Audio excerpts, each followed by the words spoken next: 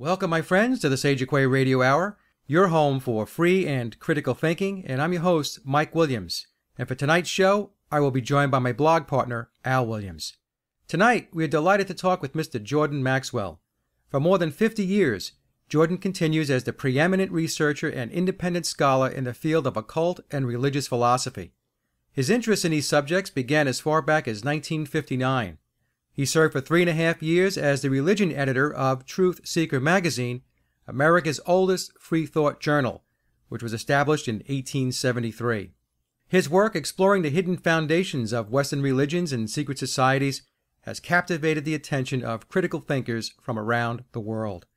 He has conducted dozens of intensive seminars, hosted his own radio talk shows, guested on more than 600 radio shows, and has written, produced, and appeared in numerous television shows and documentaries, including 3 two-hour specials for the CBS network, as well as the internationally acclaimed 5-part Ancient Mystery series, all devoted to understanding ancient religions and their pervasive influence on the world today. His work on the subject of secret societies and their symbols has fascinated his worldwide audience for decades. For the next 90 minutes, Jordan will take us on a ride through the origins of the Abrahamic religions, the ancient mysteries, the importance of seeking truth, his friendship with Manly P. Hall, the true foundations of the Roman Church. We also discuss UFOs and ETs, the ancient pyramids, Zachariah Sitchin, Preston Nichols, and concluding with his thoughts on the Philadelphia experiment. And speaking of the Philadelphia experiment, there is one show footnote we would like to call out. At the end of our interview, when Jordan was discussing the Philadelphia experiment and the question he posed to Colonel Tom Bearden, asking if that experiment was an actual event, we experienced audio issues with Jordan's Skype connection. So when we get to that part of the interview, I will relay Jordan's perspective on that discussion. Now, to get started, we picked our conversation up with Jordan as he's explaining the astrotheological origins of the Abrahamic religions. Let's take a listen. Okay, well, I guess where we want to start is at the beginning. That's always a good place to start, and go back to the beginning. And if we go back to the beginning, we go all the way back to Proto-Sumerian, all the way back to the ancient of days, and see what was going on, the best that we can tell from the history, what little bit that we have, we can begin to see how we got in the mess we are in today. Because people, there's a point that was made in the Bible in the New Testament where some people came to Jesus and they said to him, they had a handful of seeds. And they said, what kind of seeds are these? And it says, and Jesus said, why don't you plant the seeds, and then whatever comes up, then you'll know what kind of seeds they were. So rather than me guessing at what kind of seeds they are, plant it. If an apple tree comes up, well, then that's the answer. They were an apple seed. So the idea being is that by their fruits, you shall know them. Well, all right, let's apply that to, well, you can apply it to anything, to government and banking and anything else. By their fruits, you shall know them. Well, let's look at religions. What is the fruitage of Islam? What is the fruitage of the presence of Judaism or Christianity on the earth? What is the fruitage of these religions? And what have they brought to the world? What have they done for the world? And what are they doing?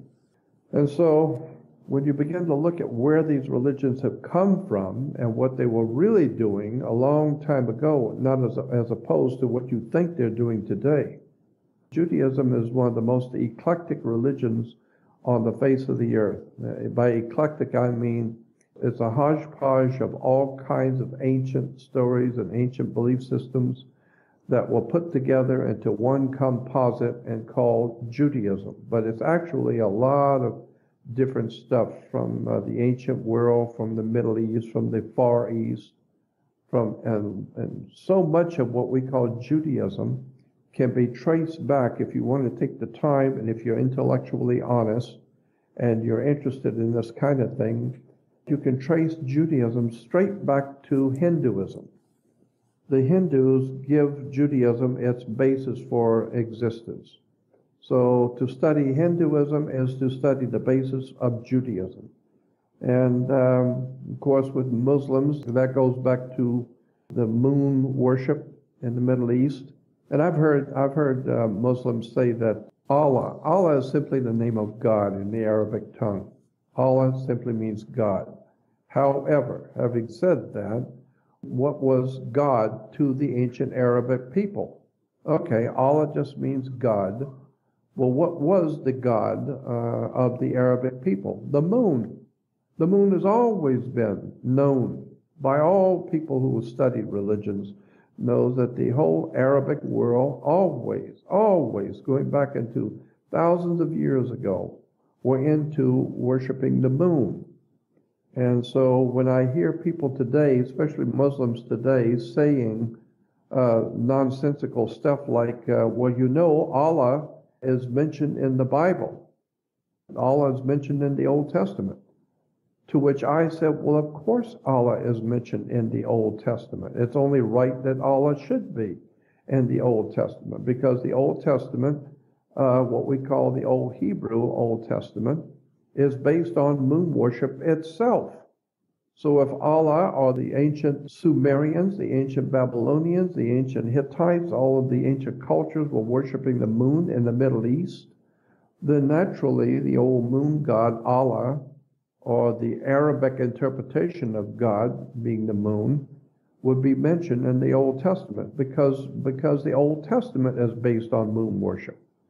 When you get into the actual hidden history of Moses, you'll find that Moses never lived. All the top of the line researchers today in Israel and in the state of Israel who are writing about the ancient Jewish religion will tell you there never was a Moses. He never existed. There was no King David or King Solomon or Abraham, Isaac, and Jacob. None of these people ever, in fact, lived. And so, but when you get into the worship or the religion of Moses, Moses was a leader of a lunar cult. Moses represents the moon worship of the day, of that day. I'll give you an example of how Moses was representing moon worship. There was no Moses, but there was a pharaonic line of pharaohs called Thutmoses. And Thutmoses, Moses simply means, in the Arabic tongue, Moses means a son of.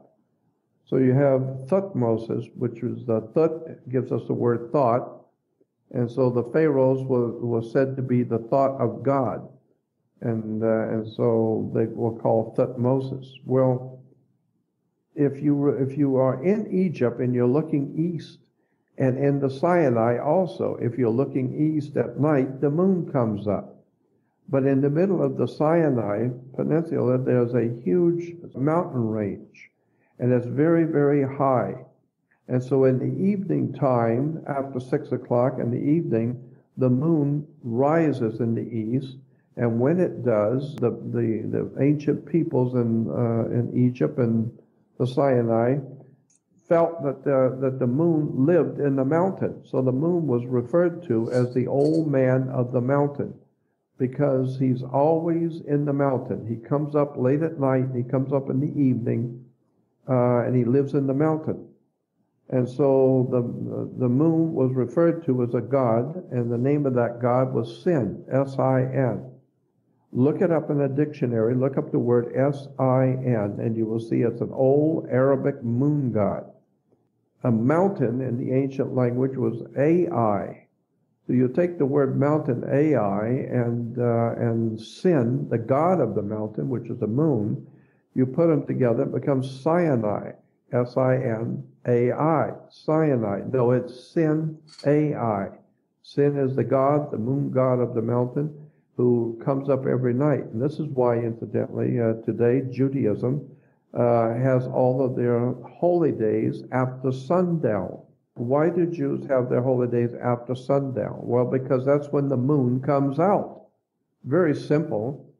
Christians celebrate their worship of their God on Sunday. I mean, they actually call it Sunday. And so Christians go to church on Sunday while the Jews go to their Temp El or the temple on Saturn's day, and their calendar is a lunar calendar. Moses was the leader of a lunar cult. It's all very, very interesting and old, stuff that writers and researchers and teachers have known for many, many, many years. But generally speaking, the people in these religions have no idea where they came from. So Allah is simply the word in Arabic for God, but God in the Arabic world was always the moon. Sin AI. Today, even in America, if you go to a synagogue, you will see the word synagogue is spelled S-Y-N. But in Israel, synagogue is spelled S-I-N, synagogue. So it's the house of sin. It's the house of the moon god Sin. So like I said, so the mere fact that the Muslims can say, well, yeah, but Allah is mentioned in the Old Testament. Well, of course, Allah was a moon god, and so was Moses, was the leader of a lunar cult. So that's just one example out of hundreds, showing how, we've been told so many times that the Jews were the first monotheistic people, the first monotheistic religion. Nothing could be further from the truth. Nothing could be further. The Jews were never, ever a monotheistic cult. It's a cult, and it goes all the way back into the ancient world, as I said, with the very beginnings of that cult in the Hindu. So when we hear that they were monotheistic, no, they weren't monotheistic. The word is Heno. It's spelled H-E-N-O, Heno. Henotheistic. Henotheistic means picking one god from a group. So it does, for instance, if there was 15 gods standing in a row, and you pick one in particular that you like, and you make a contract with that one god, he's going to be your god and you will be his follower. Well, then we could say, as a matter of fact, that you are the worshiper of one god. But it's not because there's only one God. No, it's the one you picked. So the word is Heno, H-E-N-O, henotheistic, meaning picking one from a group. And that makes sense because in Genesis 1:1, it says, and God said, and in the beginning God created the heavens and the earth, as I told you the last time. In the beginning God created the heavens and the earth. Well, the word God in the Genesis 1:1 is not the Hebrew word El. El is the Hebrew word for God. But in Genesis 1:1, that's not the word that's used. It's Elohim. So it's the El with a apostrophe S. So it's plural. So therefore, the Jews were never a monotheistic. They were henotheistic. That's why they picked one God. They picked that one God out of a group of gods, Middle Eastern gods. And this is why in the Ten Commandments, God says to his people, I am the Lord your God. He doesn't say I'm the only God. No, I am the Lord your God. And I shall not have strange gods in front of me or before me. So he's saying, there are other gods. Of course, there are other gods. But I am the Lord your God. So you've made a contract with me, so don't let me catch you messing around with any other god. You picked me out of the group, and I agreed to it, and so we have a divine mandate and a contract together. So I'm the Lord, your God, and I don't want to have any other gods in front of me. You can look at the other gods and talk about them, but you better not put them in front of me. So when you see that the Hebrews were not a monotheistic people, they never were. They were worshipers of the moon at one time. Later on, they were worshipers of the planet Saturn. Then they were the worshipers of Jupiter at one time. Jupiter was the main god in the Hebrew religion. And, of course, the overwhelming presence of the sun in Judaism is overwhelming and obvious, because today, all over the world, any pictures that you see pictured Yahweh, the 4 letters of Tetragrammaton, in all synagogues you will always see Yahweh. pictured in the sun. There's always a sunburst, and you will see the 4 letters of the Hebrew tetragrammaton for the Word of God. So what I'm saying is that the ancient Hebrews were worshipers of the moon. They were worshipers of the planet Saturn. They were worshipers of Jupiter at one time. They were worshipers of the sun. It all has to do with astrology, the heavens, period. Now, Jordan, Moses' exodus from Egypt, what's the symbolism behind that? Well, first of all, if you understand that there was no Moses, then that makes the story of the Exodus look very suspicious, if there was no Moses to start with. Right. I mean, I always say that Jesus is not coming back because he was never here to begin with. It's very difficult to make a big comeback when you've never been anywhere to start with. So Moses leading his people out of Egypt, saying, let my people go. No, actually, if you go back and look at the actual history, you will see that there was a people who were referred to as Hyksos. Hyksos people were in Egypt, and they became known as Iberus or Iberus, from which we get the word Hebrew or Hebrew. The word Hebrew simply means, it's a derogatory term. It's not a very nice word to use for people, calling them Hebrews. It's a derogatory term. Basically, Hebrew means, or it came from the word Hebrew, which means one who crossed over illegally, one who came over illegally. And so the Hyksos were referred to by the Egyptians as the people who came into Egypt illegally. Iberus, or Hebrews. And so it's like saying Mexicans are we call them wetbacks, meaning it's a derogatory term used for illegal Mexicans who come into the country illegally. We call them wetbacks. Well, that's a derogatory term, but then so is Hebrew, one who crossed over illegally into our country. So when you look at the history of Egypt, you'll see that there was a war broke out between the Egyptians and the Iberus, or Hebrews, and they were chased out of Egypt. Moses didn't go to Pharaoh and say, let my people go. No, they were chased out. There was a war in Egypt against the Hyksos people, and they were chased out of Egypt. But it's just like, it's like you getting fired from your job for incompetency and going home and telling your wife, well, I had enough of the job today and I quit. I told them I quit. Well, it makes you look like a big guy that you quit the job. No, actually you didn't quit, you got fired. And so the real story is that there was no Moses who led his people out of Egypt. No, they got kicked out. There was a war and they got thrown out. And so when they got thrown out, they went into the Middle East. They went north into what we call Canaan. So in Canaan, they encountered a people called Canaanites. And that area of the world where we talk about the Canaanites and the land of Canaan was in an ancient land called Palestine. And Palestine comes from the word pala, and stein in Hebrew is a rock, as a stone. And pala it gives us our word phala, or phalak. So Palestine means a phalak, hard as a rock. A male erection hard as a rock is called Palestine or Palestine. And so when the Hyksos left out of Egypt, they were chased out.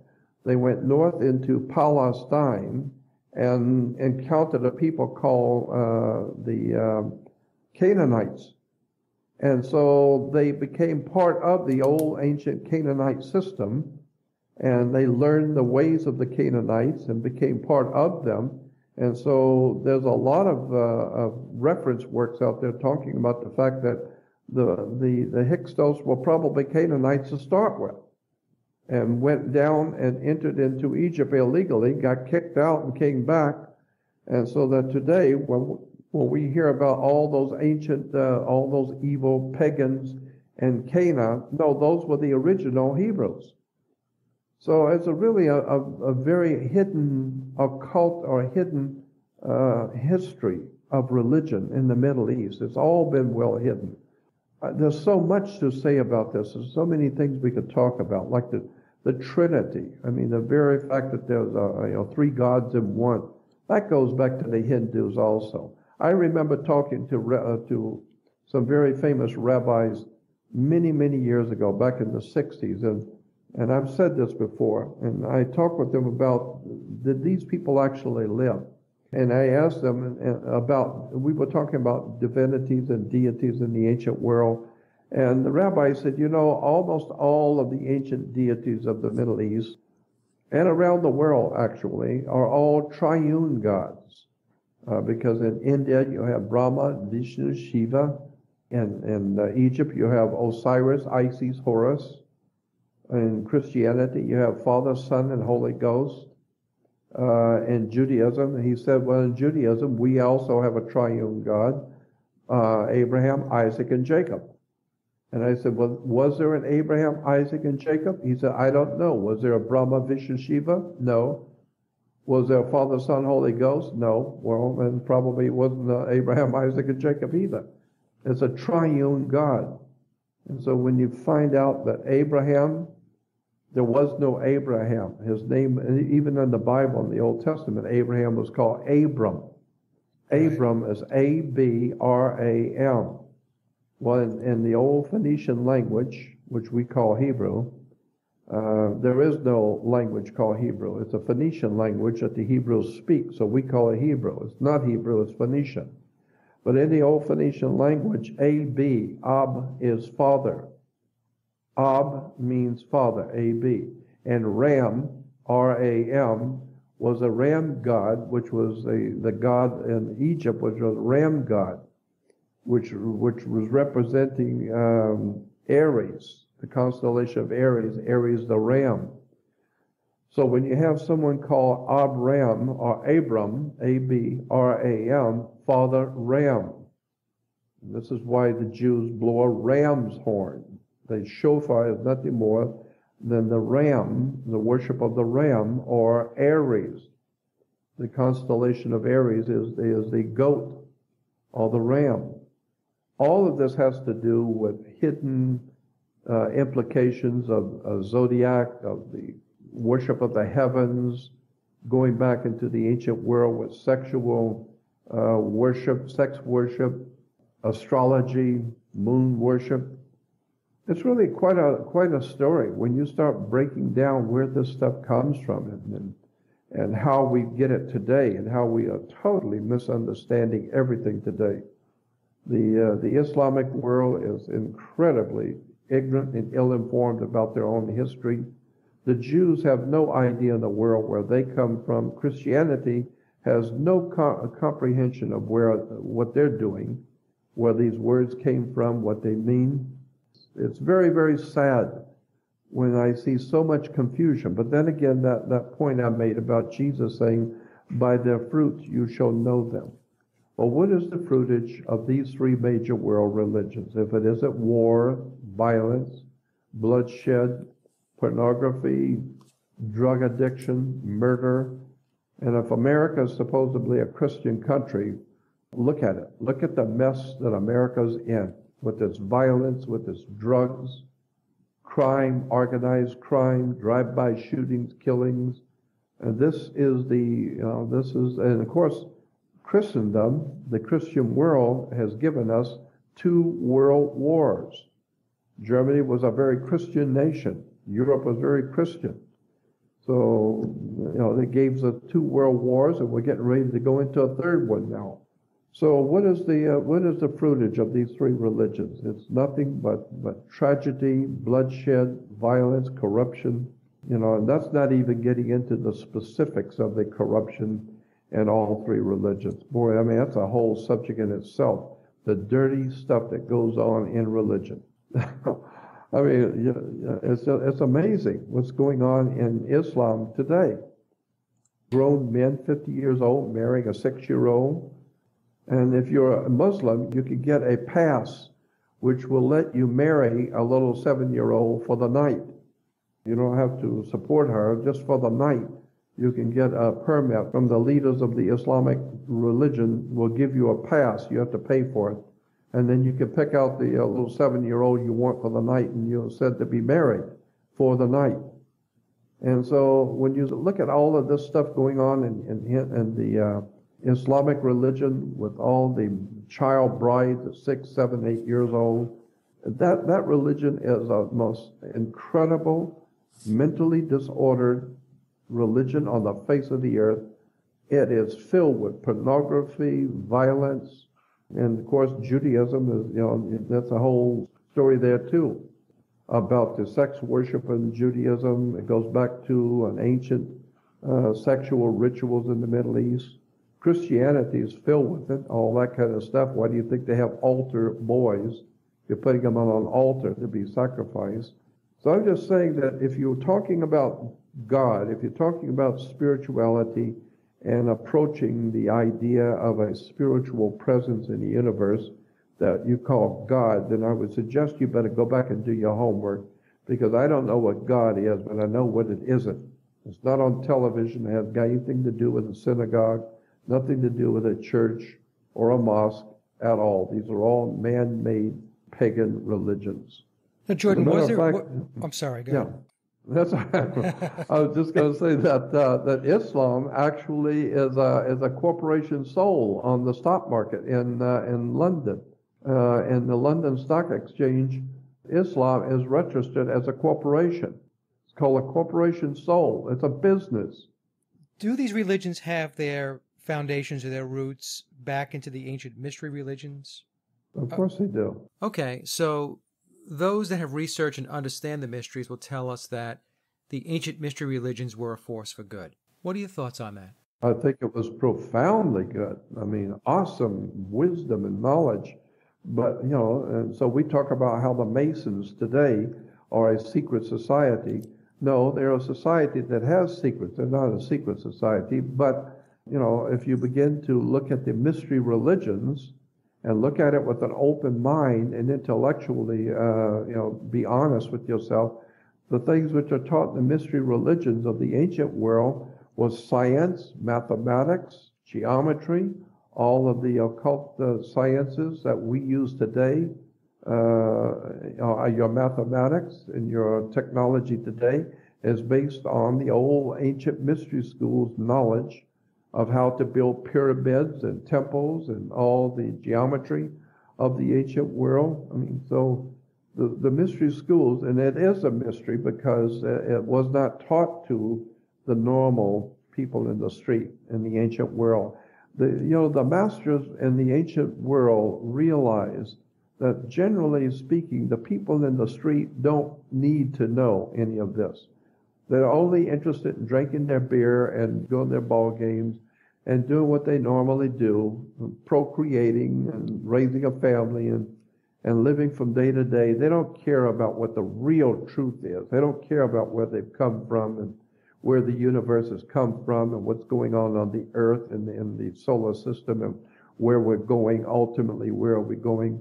They don't care about all of that. They only care about their job and making some money and buying their cars and playing their games and going to their ball games. So the ancient masters realized that if we're going to share with you the geometry, sacred geometry, and share with you the ancient secrets of the universe, if we're going to do that, you're going to have to be worthy of it. And if you're not worthy, we're not giving it to you. Well, that's the same thing we do today all over the world. If you're not worthy to take the time to study, then you're not going to be a doctor. If you're not going to be a doctor because you don't have time to study, you want to go drink your beer and go to ball games, do it. But you're not going to carry a PhD by your name. You're not going to be a doctor. You're not going to be successful. And so that's the way the ancient peoples felt, the ancient teachers.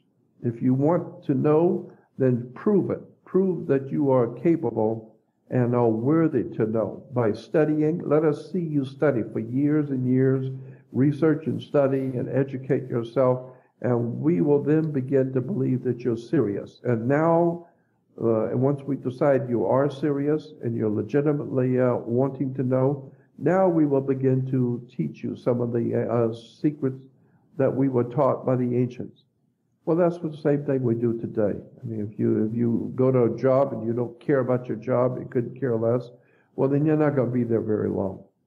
But if the boss sees that you really care about the job, you care about what you're doing, then maybe you'll move up in the organization. So the same thing is true with the mystery schools. There was nothing wrong with mystery schools. It was just that the masters knew that generally speaking, the people are not interested in taking the years and years of study.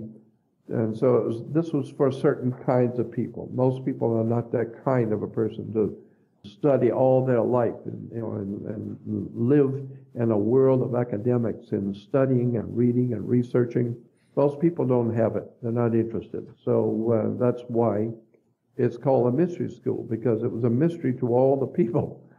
We say that the Trinity is a mystery.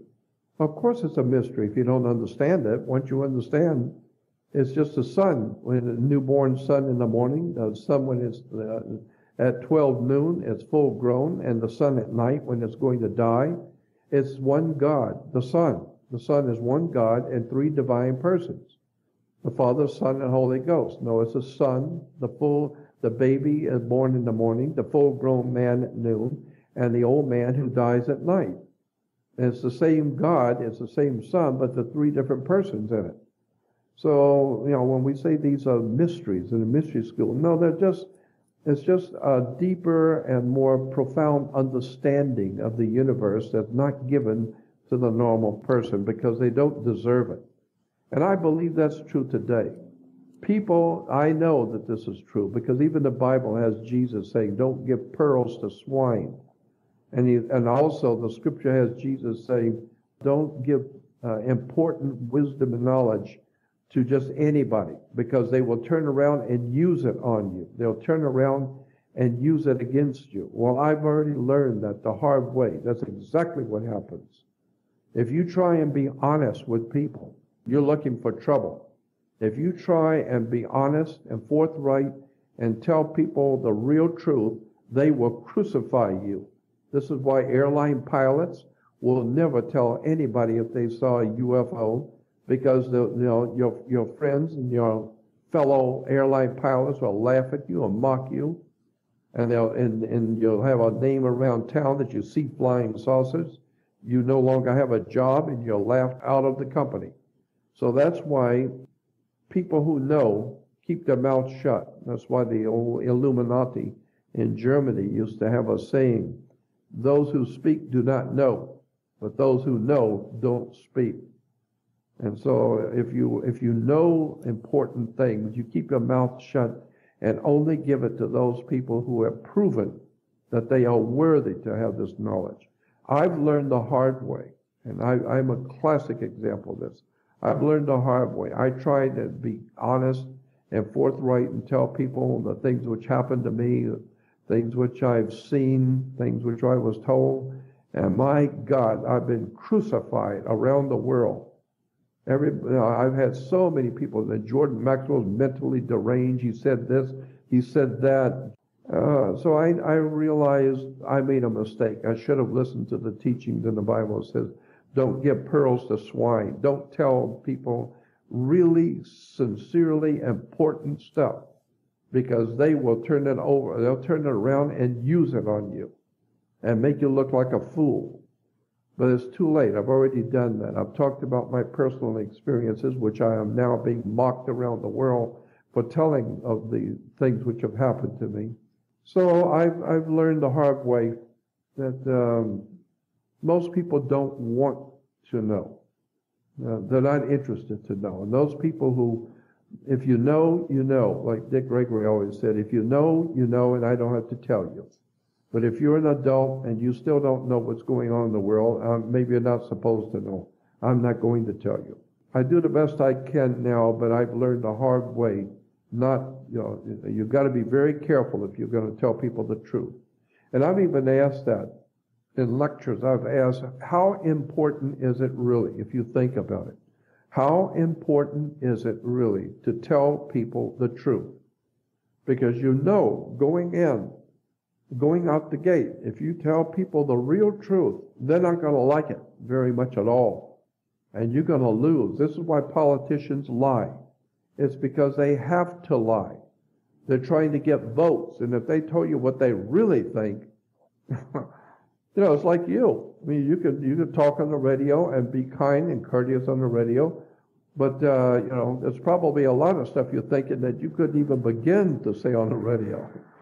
And so if you want to run for office, you better just learn how to lie and tell people what they want to hear. And what they want to hear is that everything's just fine, it's all cool, and they're going to be doing just great tomorrow, and everything's going to be fine. That's what they want to hear. They don't want to hear the real truth.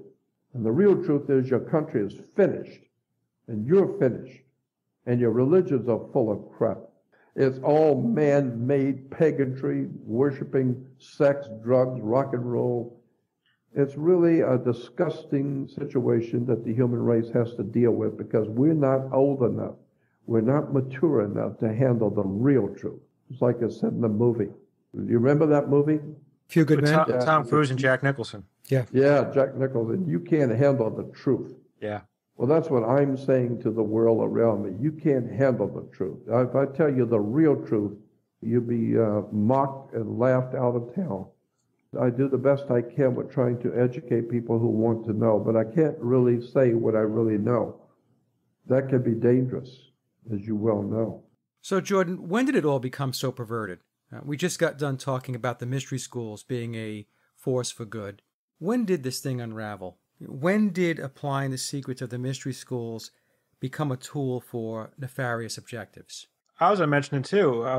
That's where I was going with it. I mean, going back through time, when you're talking about the ancient mystery religions and knowledge, there's always been groups of people who had that knowledge who wanted to twist it and use it to control and manipulate, right, Jordan? Well, yes, and that's why the original masters, the original teachers, the idea is that they didn't want that to happen. So that's why you had to prove that you were not in this to make a quick buck. Look what happened to the Gnostics. They wanted to use it for good, and you saw what happened to them. Yeah, you're right. And so many other cults that were devoted to spirituality, to wisdom, and to knowledge, and ends up being infiltrated and then turn their work into something that can be used against the people. It's always been the case. That's why it was so important not, to keep things secret, to keep the secrets from the people who would misuse it. So it's hard to know. It's hard to know because as time flows and we progress in time, there's been great movements of mystery schools have come and gone, and people have misused them as they have used them. One of the great teachers of the mystery schools was a dear friend of mine, a personal friend of mine, Manly Palmer Hall. And Manly P. Hall was one of the greatest teachers, in my opinion, one of the greatest teachers that ever lived. People, Christians, born-again Christians, want to say, well, Manly P. Hall was an evil, devil-worshipping Masonic Mason. Yeah, he was a Mason because it was an honorary degree, because the Masonic order felt that he had contributed so much to the knowledge of Freemasonry, and he wasn't a Mason, that the least they could do is give him an honorary degree in Freemasonry, and he accepted it. But one of the wisest men that ever lived was Manly Palmer Hall. I knew him personally. And when he passed away, he left me his work. He left me all of his research volumes, his personal research volumes. He left them to me. And I was amazed at that when Obadiah Harris called me from PRS, Philosophical Research Society of the university that Mr. Hall had founded. And when Mr. Hall passed away, Obadiah Harris, the president, called and said, Mr. Hall left you a gift. He wanted you to have it. So I drove over there, and he left me all of his research volumes. So if all you have to do is sit and listen to Manly P. Hall, and he's on the web, all of his lectures on the web, just listen to him for 5 minutes, and you tell me if this is not a great spirit, a great man who was a brilliant teacher. And so all the ridicule that's been heaped upon him by people who are not fit to tie his shoes, born-again Christians who are washed in the blood of the Lamb, saved by the Holy Ghost, and are worshiping the Lord, and they lie and they make up stories about people, destroy their reputation. I have no respect for the born-again Christians today in this world because I know too much about them. I know too much about Christianity. I have no respect. I have the highest of respect for the teachings in the Bible and the New Testament words of Jesus. I have the highest of respect for the spirituality and the conceptual idea of a God. I have no problem with that. I have a big problem with corporate religions and all the silly nonsense that goes on Christian television on Sunday morning is absolutely outrageous. It's a disgusting display of stupidity and dancing around the stage and spitting on people and falling back on the and jumping around and falling on your floor and going into fits, and all of that is Christianity. That's mentally deranged stuff. Throw that in with the Islamic and the Jewish stuff, and I always thought that was real. yeah, it's incredible. It's incredible stuff. So I don't have any respect for Christianity as it stands today at all. Period. There's nothing in it that deserves respect. It's nothing more than an ancient pagan religion. Now, if you go back to the first century, first to a couple hundred years, when Christianity was developing, that's a different story. That's first century Christianity. I'm talking about churchianity today. And why do people go to church? Look at that word church. Where does it come from? It goes back to a word, kirk. In Scotland, if you go to church, you go to kirk, K-E-R-K, or K-I-R-K. Kirk is church in Scottish. In English, it's C-H-U-R-C-H, church. But Scotland, kirk goes back to Circe, or Circe, a goddess in the Middle East, a Phoenician goddess in the Middle East, a Philistine goddess also. Her name was Circe or Circe. And she was able, according to the old Greek mythology, Circe was able to hypnotize people, bring them into her home, and take their minds away from them, take their brains away, and lock the door, and they're locked in forever, and then she eats them. That's Circe. Well, that's exactly what the Mother Church does. She was called Mother Circe, or Mother Kirk, or Mother Church. And this is what Mother Church does. She brings people in with magic. She brings them into our house, then locks the door behind them, takes their brains out so they have no brains to think about anything, and then she lives off of them. They send her checks and give her money, and she lives very, very, very high on the hog, dealing with these people who have no idea in the world where the word church comes from and why it's called Mother Church. And it has to do with a harlot. It's a very, very interesting story when you get into the occult or hidden significance of words and terms and history of religions.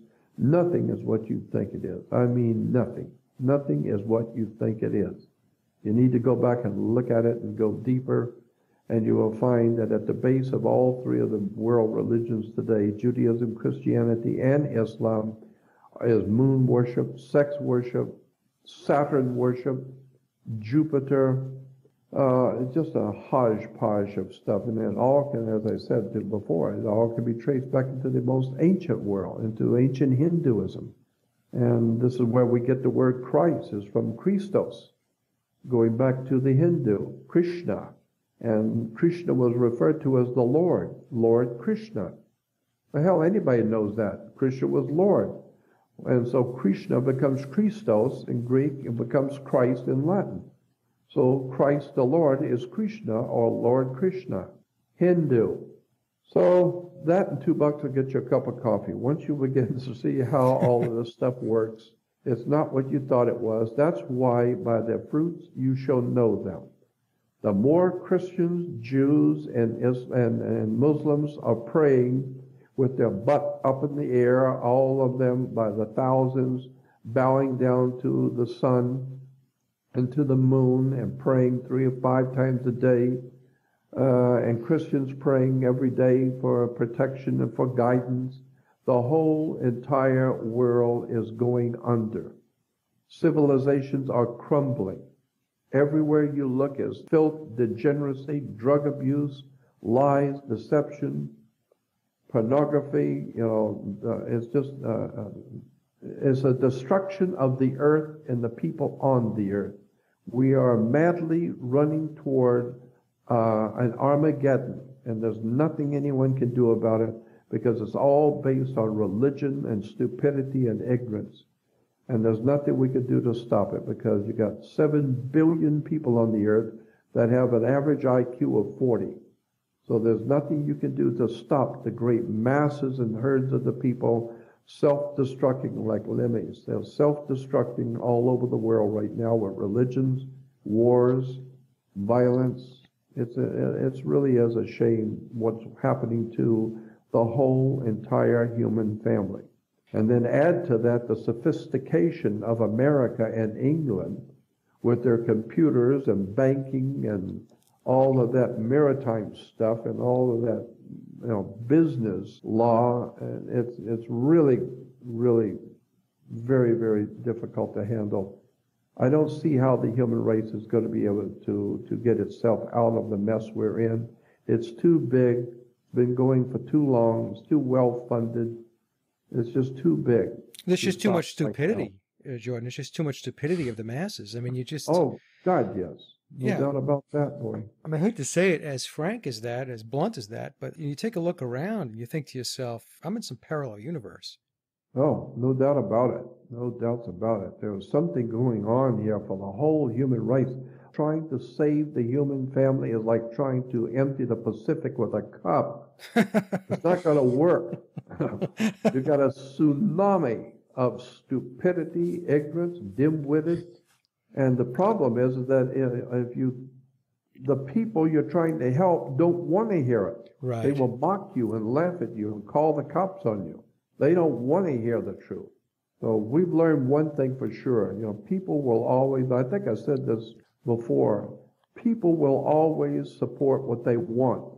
They will not support what they don't want. If people want, they will support financially and in every other way something they want to hear. So if you love country western music, you're not going to pay big money to go see a rap concert. And if you like opera, you're not going to pay money to go see a country western. So people will pay money to hear what they want to hear.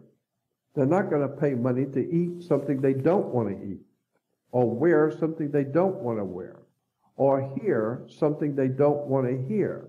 So that's why politicians lie to you, because they know what you want to hear.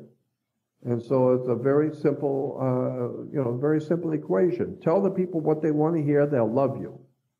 Tell them how wonderful everything's going to be and how good they are and how we're going to be so successful, and they will vote for you and you get in, and now you can rip them off and do whatever you want to do, throw them in prison, throw them in the concentration camps and do anything you want because now you're in power. Well, that's the same old crap Adolf Hitler pulled, Mao Zedong pulled, Stalin pulled, all the tyrants and murderers in history have pulled the same thing. Get the people behind you. And like Ludwig von Mises, the European economist, said in one of his books, he said, the people of this world have always supported a dictator. The masses of the people of this world have always and are now and always will support a dictator. People love dictators. They can't get enough of it. They love to crawl on their knees to Prince Charming and Prince Charles and Lady Di and Queen Mum. And the Russians just love Stalin. They love the tyrants. We do the same thing today. We just can't get enough of George Bush and the Nazis and the SS and the Gestapo and, my God, the millions of people beating their chest with sackcloth and ashes when they see the Holy Father, mafiosi gangster, the Holy Father, Jesuit intriguer. And, and you can show them that what they're doing. You can show them all of the filth and degeneracy going on in the Catholic Church from white slavery, selling women and children.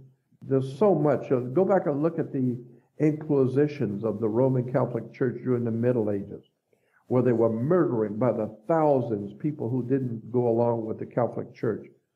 And so, people don't care. They love to worship a dictator.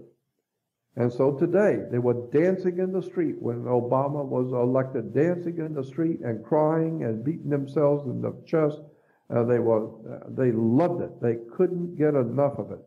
They loved to dance before the dictator. I think a lot of it comes down to, Jordan, people don't want to be responsible for their own actions. So if they say some off-world entity will take care of them, or if there's someone, a politician or a leader will hold their hand, just as long as they're not responsible for their actions, they're fine with it. Savior mentality. The government's going to send them a check, and they're going to get a check in the month every month, and for every baby they have, the check gets bigger and bigger for each baby you have. So hell, why work? Just have babies and let the checks keep coming in. It's unfortunate that the human race we have so many of these imperfections in the human spirit, in the human society on the earth. So what goes around comes around, and as above, so below. And so when I look at history, we can look at the history of the world and see where it's been, where it's at now, and we can figure out where it's going. And I already know where it's going. Was there a time, Jordan, when you felt, hey, you know what? We can get the truth out there and we can change this. We can turn this corner and we can make this a better place. Did you ever have that sense about you, or did you always feel like, okay, well, I'm going to do the best I can, but this is probably not going to work out? I never felt ever that, we could get together and change this. And I pretty well already knew, even as a kid, before I really got into what I was doing. I surmised as a kid, and I used to talk to my family about it, that even as a 12, 13-year-old kid, I'm looking around at the world and all the adults around me, and I'm asking them questions, and I could tell adults don't know much of anything. I'm asking them questions, and they look at me like I got three heads. So I know that if all the adults in my hometown do not know how to answer anything, then and they've been going to church for years. And I used to say that as a kid. I said, people go to church for 35, 40 years. And somebody's been going to church for 40 years. I ask them a question about religion, and they look at me like I got three heads. They don't know what I'm talking about. So what kind of a valuable experience is your church if you've been going there for 40 years and can't even answer a 10-year-old's question? I don't know if I ever told you, but when I was confirmed in the Catholic Church, that usually happens about 8, 9, 10 years old, something like that. And the day before confirmation, I was in school, and the nuns said to us, now tomorrow night at church, at the confirmation service, the nuns told us that tomorrow night at church, after confirmation is over, and the services are over, the bishop will be officiating, and the bishop might possibly ask you children if there are any questions you have now that you are confirmed Catholic. If you have any questions, he'll try and answer them. Now, if that happens, she said, if that happens, remember, you do not have any questions, period. You keep your mouth shut. You've got no questions. And so that night, after the confirmation service was over, I'll never forget it. It was Bishop T.J. Tulin from Alabama, and he was there in my hometown. And so after the confirmation service was over, he said, well, you children are now confirmed Catholics. If you have any questions, I'll try and answer them for you. And all the kids knew not to say anything. So I stood up and I raised my hand and stood up so to make damn sure they could see me. They know who was doing the talking. And I said, I have a question. I said, my dad worked with torches, like a welder. And I said, could I take a torch and burn an angel? If there was an angel standing next to me, could I burn an angel? Would it hurt him if I hit him with the torch? And the bishop said, well, no. And he said, no, because fire is a natural thing. You have to have a plastic, a wood, a paper. But you can't burn an angel. And I said, why not? And he said, well, angels are spirits. You can't burn a spirit. And I said, well, then why am I worried about going to heaven when my spirit will burn if you can't burn a spirit? Yeah. Who's on as first? a 10-year-old kid. And the Catholic priest, and the little Irish priest standing there looking at it, and he pointed at me and said, "Sit down." I'm not impressed with that, so shut up and sit down. So I figured out, at 9, 10, 11 years old, the adults around me do not even know they're alive. They don't know what's going on. So why should I spend my whole life? And when I was a teenager, I started thinking that way. Suppose you ended up at 95 years old in an old folks' home. You never did anything. You never knew anything. You just listened to what everybody else believed, what everybody else thought. You did nothing. You accomplished nothing. And then one day you find out that 95 years old, all your friends are gone. They're all gone. All the people who knew everything about everything, they're all gone. And you don't know nothing. You're just sitting there, waiting to leave, and never accomplished anything, never realized or studied anything. What a waste that you wasted your life listening to other goofballs and dingbats who had no idea in the world what was going on, but they were telling you how to think and what to believe. So not me. I decided at a very early age, I don't buy into any of this. I know the adults don't know what they're doing. I know because I talk to them. And when I hear people telling me, because I talk a lot about UFOs and aliens, and that's a subject that's very dear to my heart for many, many years. And people will say, well, if there are aliens here, why don't they come and talk to us and show themselves? To which I always answer, look, I'm human like you, and I'm ashamed to be seen with you. I don't even want to talk to you. Now, how could entities who are thousands of years in your future come here and talk to you? When was the last time you sat down on the sidewalk and talked to a cockroach and tried to explain Einstein's theory of relativity? Well, it makes no sense. First of all, you just, like the old saying, never try and teach a pig to sing. It will waste your time and irritate the pig. So why in the world would you think an alien who is probably 1 million years in your future, who is vastly superior to you from the planet in which he came from, he's been around for millions of years and you haven't, and he found you didn't find him, and he's going to come down and talk to you. You must be out of your mind. There must be out of your mind to think that an alien who's superior to you is going to talk to you. I know people today who are superior to me, and they wouldn't even talk to me. Well, I know an alien's not going to talk to you at all. Why should he? He got nothing to say to you. So I just look at the world I live in and amazed at how much we don't know and how stupid we really are and how ill-informed, pompous, arrogant, know-it-all, and yet, in fact, knowing nothing. We have become what we have beheld. We over the years, it's a famous statement that was made in the military many years ago. America has become what she beheld. We've gone into the Nazi Germany and saw what the Nazis did. We went into the communist world and saw what the communists did.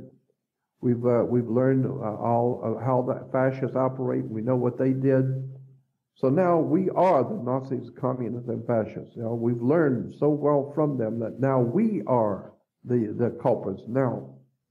Because we know how the Nazis work. Yeah, well, that's how we're going to work. So we have become that which we studied. Now that's us. So I don't know. I like I said, I've tried to do my best to cause people to think. Again, it goes back to whether you want to be able to think, if you want to know. So many people want to hear, and especially this is one thing that bothers me personally. I don't like talking to people who want to hear me because football doesn't come on till 8 o'clock and they got nothing else to do. So they'll sit and listen to Jordan Maxwell and for a couple of hours and entertain themselves with something they haven't heard. And but they don't really care. They're not really interested. They're just it's just a novelty. They've never, they had never heard anything like that. So they just want to hear Jordan Maxwell for an hour or two until football comes on. I'm not interested in entertaining anyone. That's not who I am. That's not what I'm doing. I'm here as a teacher. I want to cause people to think, wake up. I'm doing a work that I believe needs to be done. But I am also reasonable and intelligent enough to know that you're only going to affect a small, tiny fraction of people. So my feeling is whoever's supposed to hear me will, and whoever's not supposed to hear me won't. So I don't care. I just do now what I must say, though, in all honesty, I have lost the zeal that I had at first.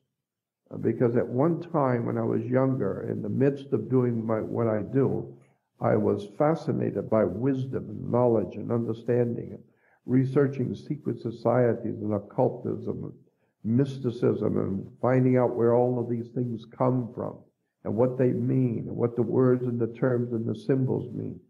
And I was very zealous to tell everybody what I was learning about the occult or hidden world.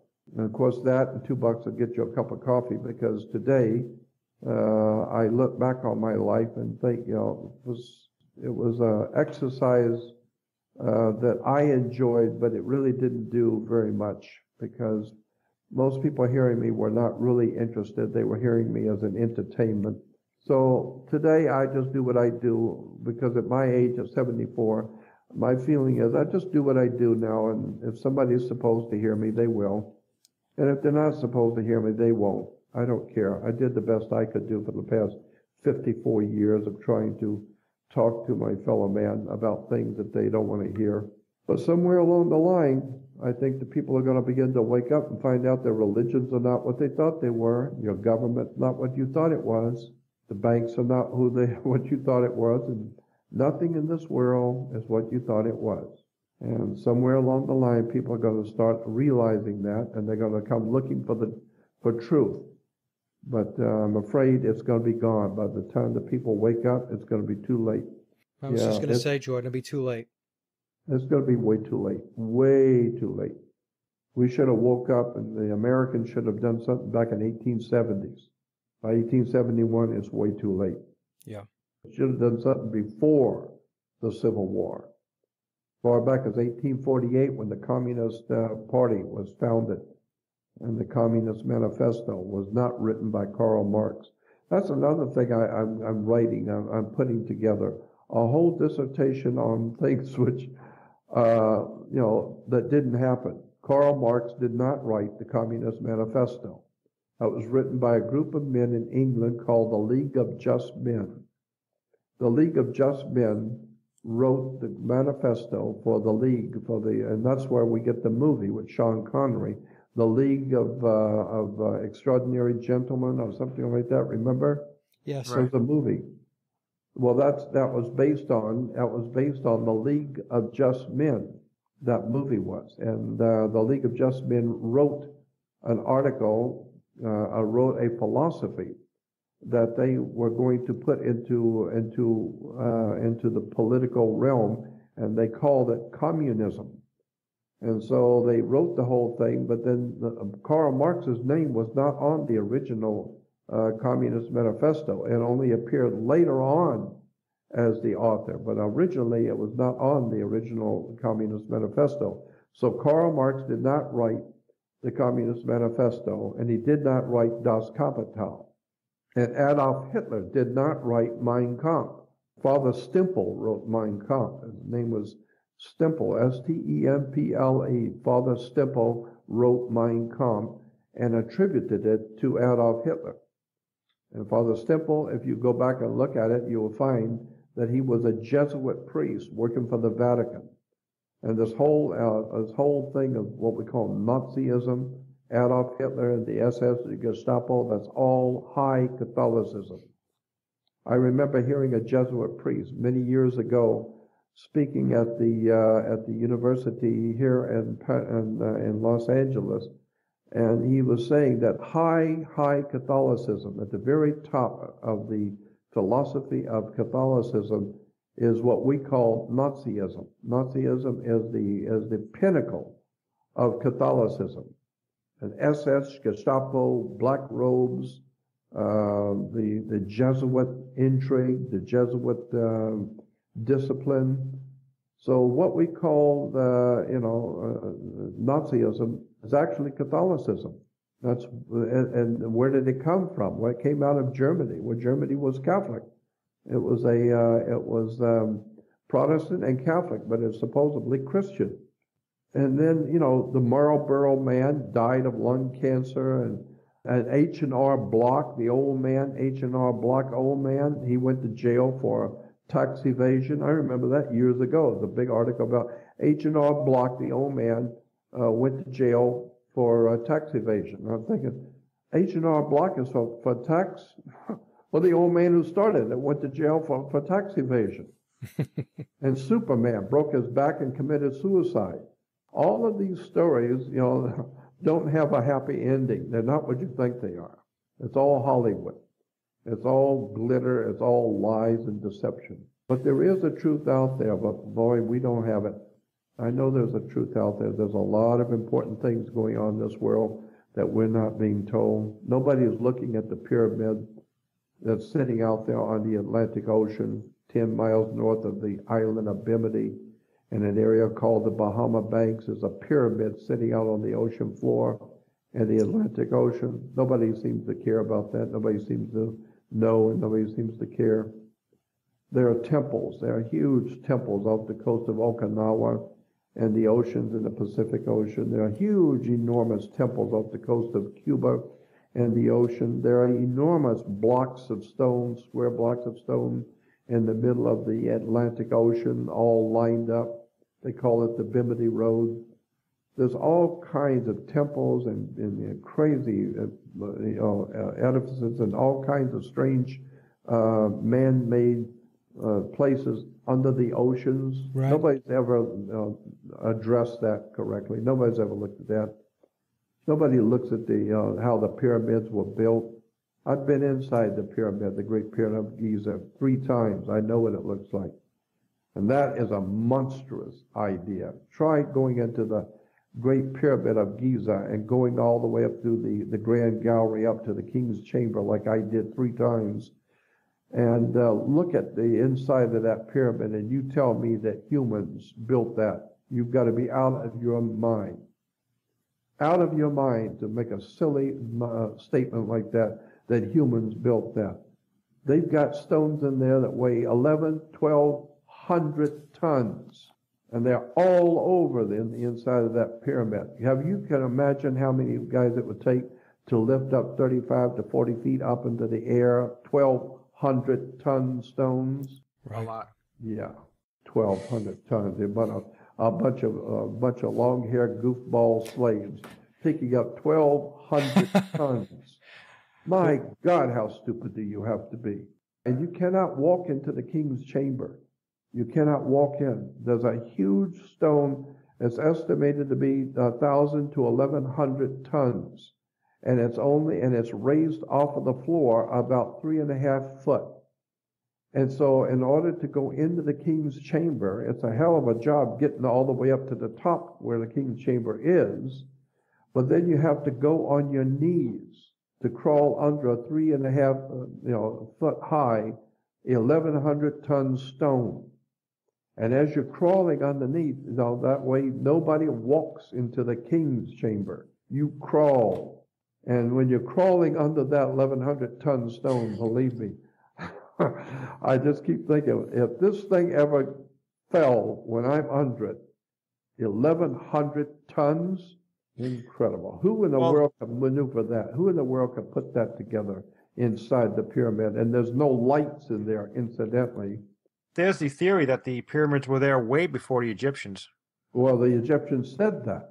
And another thing you need to know, that in all of Egypt today, they will tell you, in all of Egypt, there's not one papyrus, not one piece of paper, not one hieroglyphic, not one single thing in Egypt today talks about a pyramid. Nothing. There is no inscriptions anywhere about the pyramid builders or the pyramids. No papyri, no writings, zero, nothing, period. In all of Egypt about a pyramid. Now, what does that tell you? The Egyptians were great record keepers. They named everything. They chiseled into stone all their knowledge. but there's nothing in Egypt at all, period, about a pyramid. And Herodotus said when he went into Egypt, the original, that was back in the Grecian Empire, he said his confronting the Egyptians, they said they don't know who built the pyramids. That thing was here before we even got here. So who built the Great Pyramid of Giza? Well, it wasn't Israeli slaves and Jewish slaves. That's bull. And then when you hear the way that they explain away how the Egyptian pyramids were built, well, first of all, these 1,100 and 1,200 ton stones were chiseled out, some of them 30 feet long and 8 foot square, and 1,200 tons, and they put them on timbers and rolled them across the sand. And I'm thinking, are you out of your mind? 1,200 tons and kept rolling, and 30 foot long, 8 foot square. And you go lay that on a roll of a tree and roll it in the sand. I mean, how'd they even get it onto the tree to roll it? That's a secret. Oh yeah, absolutely ludicrous on the face of it. And it is. It's ridiculous. It. I'm not going to tell you. Yeah, and you know, I saw a lot in there. I got blessed in the king's chamber, incidentally. I had a Chemite priest who blessed me, did a whole ritual over me in the king's chamber. That was a kick. I don't know that it did me any good, but it was an interesting experience. I laid in the king's chamber. He had me lay in the chamber, went cross your arms and close your eyes, and then he began to do a prayer and a ritual. And the Chemite priests, they were the oldest priesthood in Egypt, because Egypt was a Greek word.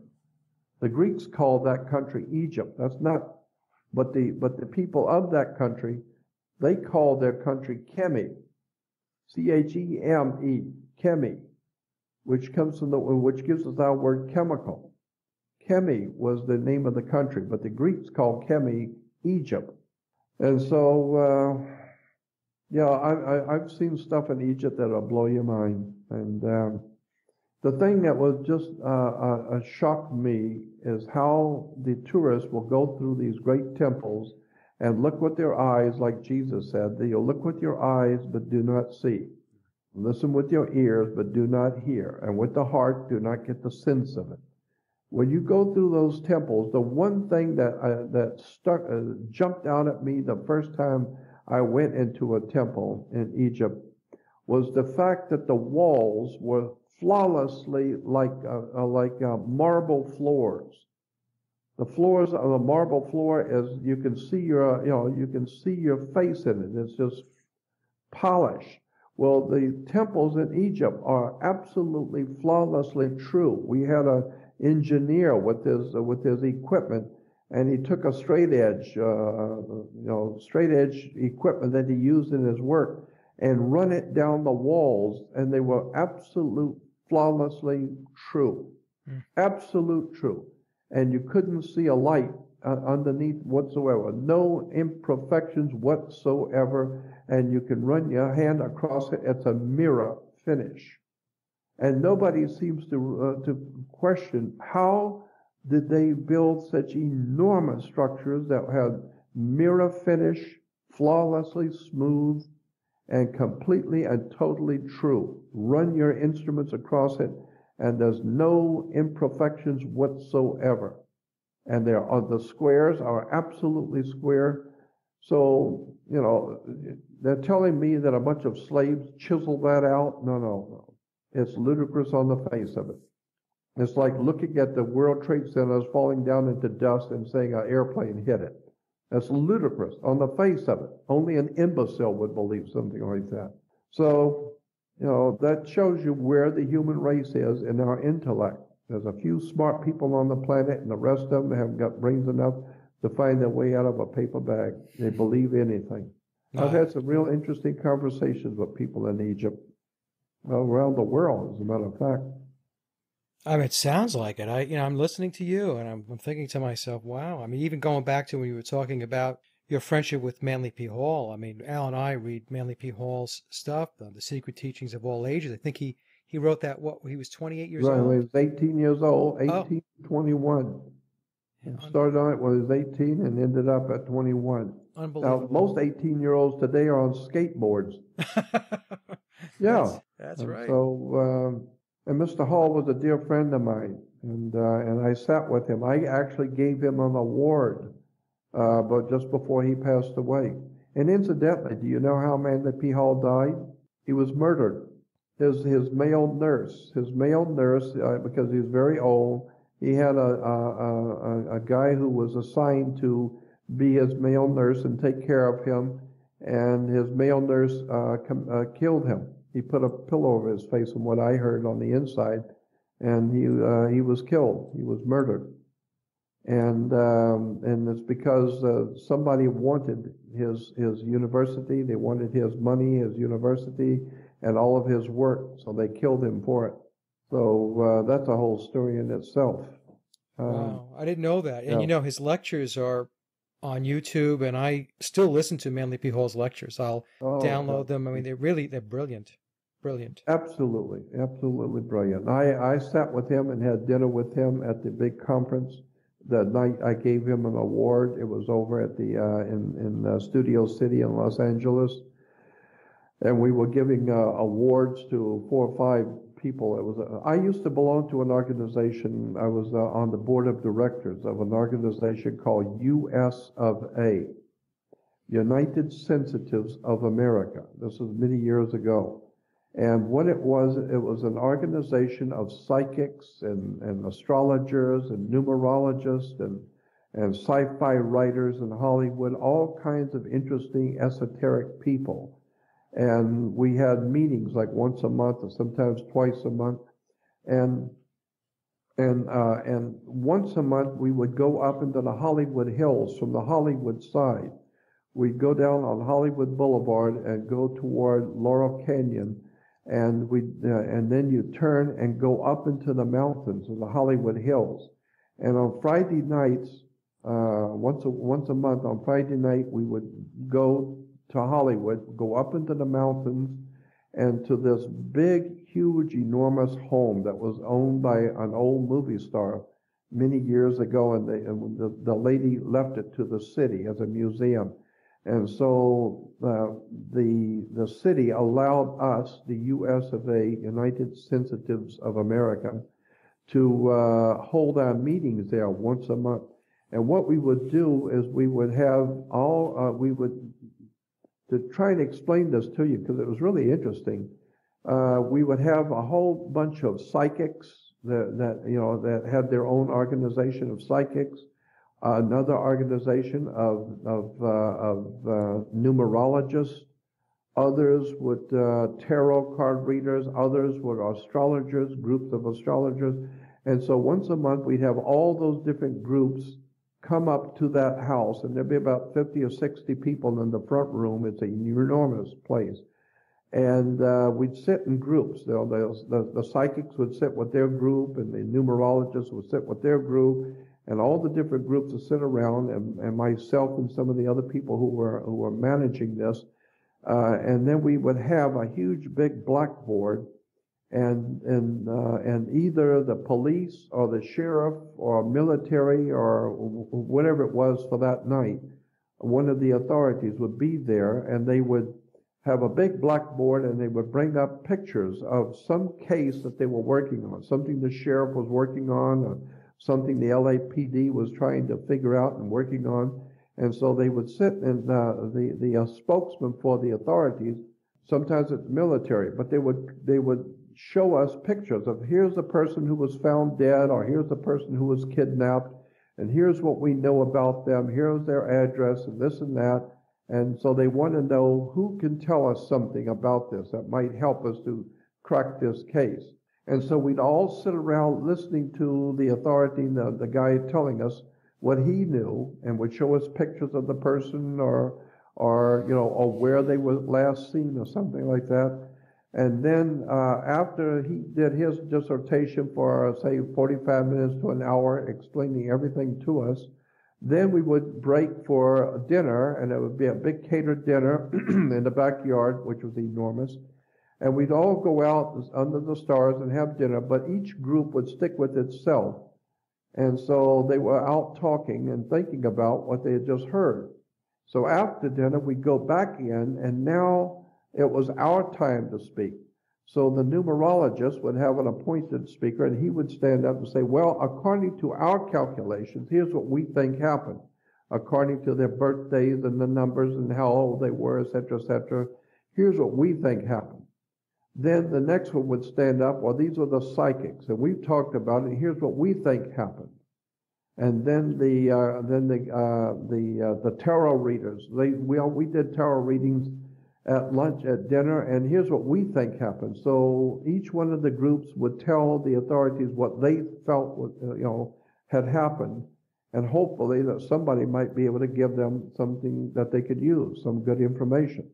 And so it was a private thing that happened once a month, and I was there each month because I was on the board of directors for that thing. So I've had a lot of experience talking to lots of interesting people around the world, and a lot of experiences that I hasten to talk about in public. But I've been in the company of real, legitimate mafias guys. I've been in the company of legitimately important politicians, astronauts, physicists, scientists. And that's why I say all the time, I'm not the world's foremost authority on anything. I'm too smart to know how much I don't know. But what I try and bring to the world is the information that I have heard from all the experts. I'm not an expert on anything, just an ordinary man pursuing extraordinary knowledge. But I've been in the company of some really incredible people. For many, many years, I've been in the company of esoteric minds that will blow your mind. Incredible stuff. I've sat with scientists and physicists. I belonged to an organization called Quay Group many years ago.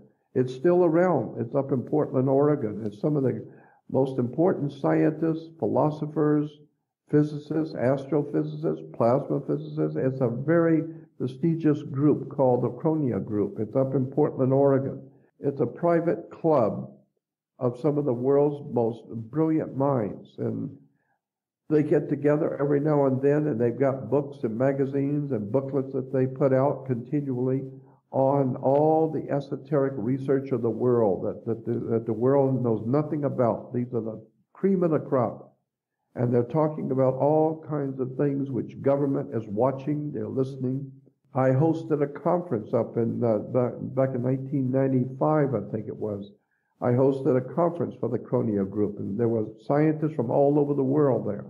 I had the opportunity to sit and listen to them for hours, during the day and at night, and then after the conference was over, the 3-day conference, they stayed in town. All these guys did. They stayed in town for a couple of days, and so we had a chance to sit and I had a chance to sit and listen to all the top-of-the-line scientists, physicists, experts, and fields from all over the world sitting and talking about stuff you've never heard, talking about scientific stuff that nobody's ever heard, that they keep to themselves. And so I've just, like I said, so that's why I do what I do. I love to be able to tell people things that they've never been told, because I've been privileged to hear a lot of stuff from a lot of people. Now, Jordan, did they seek you or did you seek them? How did you connect with these folks? Oh yeah, I mean, it's incredible. I've done radio shows with the astronauts, with physicists, with top of the. As a matter of fact, I could tell you some things that would probably get me shot. Some of the people I've been in the company of, I wouldn't even consider talking about. But I've sat with some of the most important people in the world, and it was always amazing to me. I don't have anything. I'm just an ordinary guy with nothing. I don't own anything. I don't have any bank account, no credit cards. I'm not portraying myself to be anything. And yet I have been in the company of some incredible people. I always wanted to ask you, because I've listened to a lot of interviews with you, and no one's ever asked you your opinion on this individual, but what was your take on Aleister Crowley? Well, I think he probably was right when he said he was the most evil man in the whole world. I think he probably was. I think he was legitimately a magician. I don't think he was illegitimate. I think he was legitimately a magician. But even I heard that on his deathbed, one of his last words were, "I'm really confused," was his words. So I think that that's what happens to people who really give themselves over to the dark side. Now, Jordan, did you know Clark McClellan? No, I didn't. No. Okay. The reason why I asked is because, he has been very vocal about the UFO and the extraterrestrial presence. That's very big with me. I'm totally convinced that they're here. No doubt in my mind about it. I've seen way too much my personal self. I have seen with my own eyes way too much that tells me they are here. You can bet on it. So I've had way too many experiences. And I've been in the company of some very, very well-grounded people. And they tell me about their one-on-one experiences. I've seen too much. I've seen way too much. Do you believe there's unseen forces that are influencing or maybe outright directing what goes on here on this planet? You can bet on it. Absolutely. No doubt in my mind about that at all. No doubt about it. So the concept that we hear about in Christianity about the devil, and the devil is controlling the earth, and the devil takes Jesus up to the pinnacle of the temple and says, "I will give you all the kingdoms of the world if you bow down." And of course, people say, "Well, how could the devil give him all the kingdoms of the world if he didn't own them?" Well, I am totally convinced that that's exactly the case. That there is something, I don't know what it is. We call it a devil. Right. But it's actually the word daemon the demon is daemon from the Greek, and it merely is an otherworld creature. It's something from another place, and so it's a daemon or demon. But there's no doubt in my mind, without a doubt, we are being led by a demonic, for lack of a better term, otherworld, off-world, demonic depravity. No doubts about it. I think that's provable in many ways. And Spielberg has been trying to tell you with his E.T. and Close Encounters and Poltergeist and all of those movies he makes. Hollywood's been trying to tell you that for years. Yeah, there's no doubt about it. And I could take you to two places right now in Los Angeles where they still do human sacrifice. It's up in the Hollywood Hills, off of Coldwater Canyon and Laurel Canyon. There's a place that the last time I was there, I saw blood on the altars it was in the Hollywood Hills. So I know that there are two places in Los Angeles that they do human sacrifice today. That's a big story. Human sacrifice, sexual rituals, murder of children in Los Angeles. Stanley Kubrick was trying to tell you something, and Eyes Wide Shut. And a lot of what was filmed in that movie did not end up in the movie. A lot of it was taken out. And see, one of my dearest friends for a long time was Jay Winder. And Jay and I met many, many years ago. We've been comparing notes ever since. And I'm fascinated listening to Jay. I could sit and listen to him all day long. I love the way he presents his material. I love the way he puts it together. It's fascinating. And I hate to bring it up because I'm not going to finish it, but I will say I was in business with Zachariah Sitchin. I gave him $16,000 once in an envelope to sign a contract with me, which he did. Because I was in business with Zachariah, I had an opportunity, many opportunities, in Las Vegas, in Portland, in L.A. I had many opportunities to sit with him in private for hours and talk to him because we were talking business and we're talking shop. And he told me many, many strange things. And I do mean strange stuff that today is not even, nobody even begins to know. All I would say about Zachariah publicly is that there was more to that man than met the eye. He not only was a great writer and a researcher, etc., but he knew a lot more than he was telling. And he was involved a lot deeper than just knowledgeable. And he had some really interesting experiences when he was in Egypt. We sent him to Egypt. I sent him to Turkey also. When he was going through Turkey, Paul Tice went with him. And Paul is sensational. He's an incredible guy. Paul's got stories that'll turn your hair white. I mean, Paul has some stories that you will not believe, some of the stuff that's happened to him. I love listening to Paul tell me about his experiences in life because they're scary. I know, because I've had the same kind of experiences, but his are real doozies. And but anyway, Paul went with Zechariah, and he was in Turkey.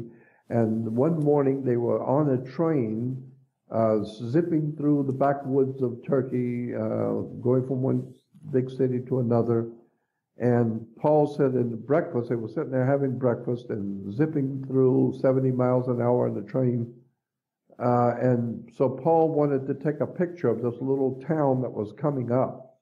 So he said he had the special film that was for high speed, because he figured at 70 miles an hour, you'd have to have something high speed if you're going to see anything. And he took a couple of pictures. And when he got it developed, he called me, and I went over to the place to see them. And by chance, just as life would have it, by chance, he clicked the picture of this little town in Turkey as they were passing through.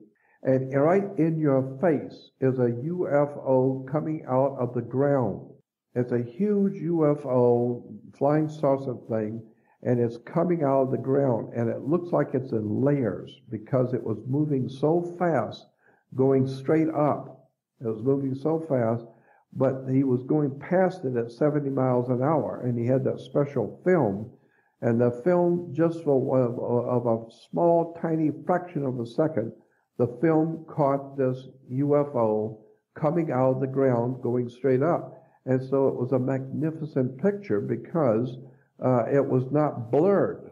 It wasn't blurred. Even though he was going 70 miles an hour, it was not blurred. It was a crystal clean picture of this little town, and right in the middle is this UFO, the flying saucer going straight up. And you could see it was in layers. You could see it because it caught it as it was moving. And at the top of the layers was the flying saucer itself. It was coming out of the ground, and he got a picture of that thing. Incredible stuff going on in Turkey that we're not being told. How much of the UFO phenomenon do you assess as being terrestrial, meaning that, it's our stuff, it's the U.S. government stuff, versus, I don't even want to say extraterrestrials, because I believe some of what they're referring to as extraterrestrials may even have Earth as their home. Well, that's true. That's very, very true. It could be that they've been here all along, and we're the newcomers. Exactly.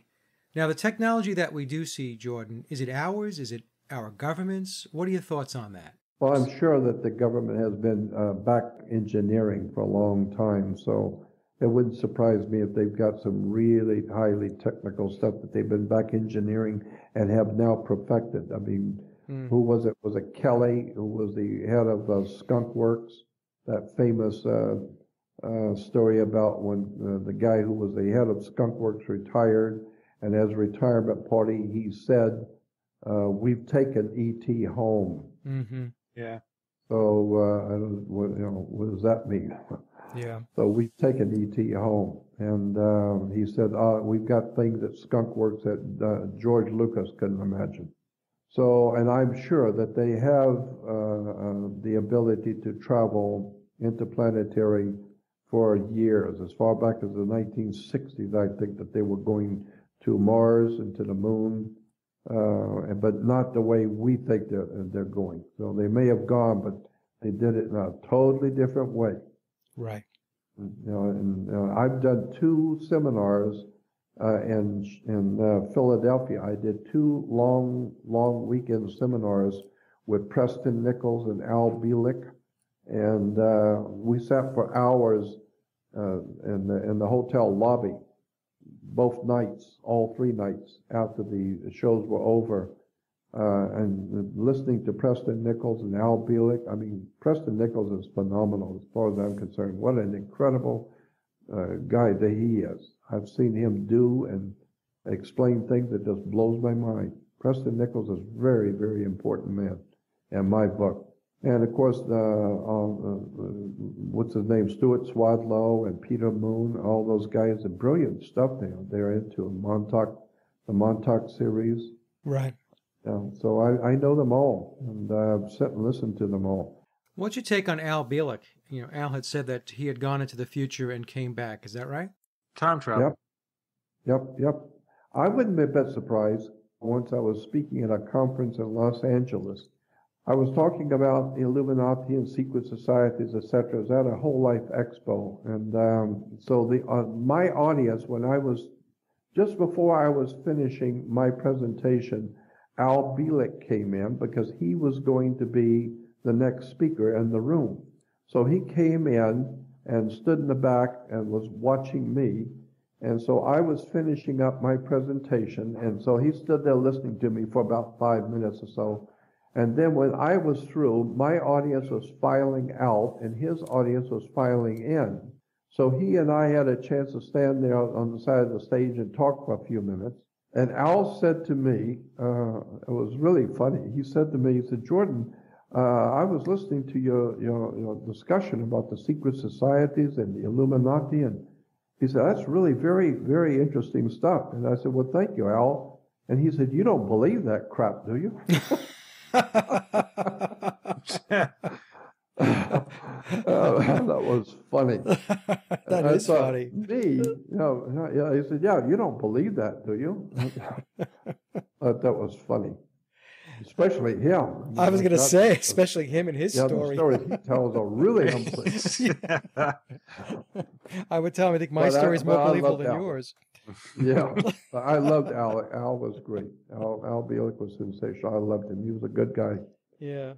Peter Moon and Preston Nichols Preston Nichols is a very, very, I don't know how to say it, very important guy. This guy's got a lot of knowledge that people have no idea in the world what's going on. I've sat and talked with him for hours. Jordan, what do you know about the Philadelphia experiment? Is that something that actually happened, actually took place? That's a good question. Let me tell you this real quick. I was at a party, a big get-together, a dinner over in Pasadena in the mid-'90s. Al Bielek was there, and Zachariah Sitchin, and I mean a whole bunch of speakers. It was a big conference over there, and all the speakers, after the sessions were over, all the speakers got together, and we went out to a restaurant across the street in Pasadena. And so there were about 10 or 15 of us. All of them were speakers, and some of the big names. They were all there, and I sat and listened to all these guys talking about their stuff. So when the conversation quieted down, Colonel Tom Bearden, Bill Jenkins, Bob Beck, Dr. Bob Beck was there, Tom Bearden. And so when the conversation wound down, I spoke up and I said to Tom Bearden, I said, Tom, what could you tell me about the Philadelphia experiment? And he said, Jordan, I'm not at liberty to talk about that. As I mentioned in the show's introduction, it was at this point in the interview where our Skype connection experienced difficulties and we lost Jordan's audio. What Jordan relayed to us after Tom Bearden told him he won't discuss the Philadelphia experiment was Jordan's deduction that the answer to his question was implied in what Mr. Bearden would not talk about, which is to say, the Philadelphia experiment could very well have been a real event. Very interesting indeed. And so that concludes our interview with Jordan Maxwell, and I hope you enjoyed the discussion as much as we did. Jordan's website can be found at www.jordanmaxwellshow.com. Please consider making a donation to help Jordan continue his very important work. And as always, I would like to thank everyone for listening and for visiting the blog, sageofquay.com. Also, please take a listen to my album, Leaving Dystopia, by heading to laboroflovemusic.com. And remember, live in truth and always serve creation. It's really that simple. See everyone next week. Be safe, enjoy, and God bless.